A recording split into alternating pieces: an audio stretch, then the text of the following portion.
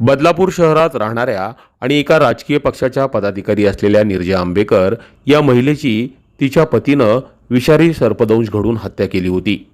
निर्जा या काँग्रेस पक्षाच्या पदाधिकारी होत्या। निर्जा यांच्या हत्येनंतर तिचा पती रुपेश आंबेकर यानं अकस्मात मृत्यू झाल्याचं पोलिसांना सांगितलं होतं। 3 वर्षापूर्वी हा हत्येचा सगळा कट त्यांनी रचला होता।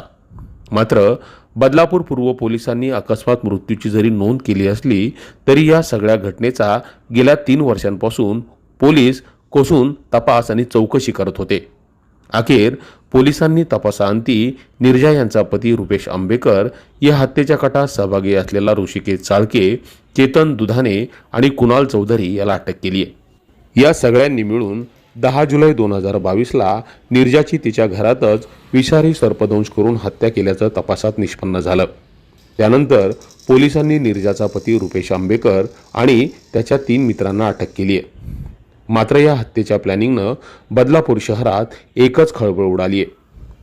पोलिसांनी अतिशय किचकट आणि गुंतागुंतीच्या असलेल्या या तपासात हा अकस्मात मृत्यू नसून ही हत्या असल्याचं समोर आणलं आणि रुपेश आंबेकर याचं हे सगळं पितळ उघड पाडलं।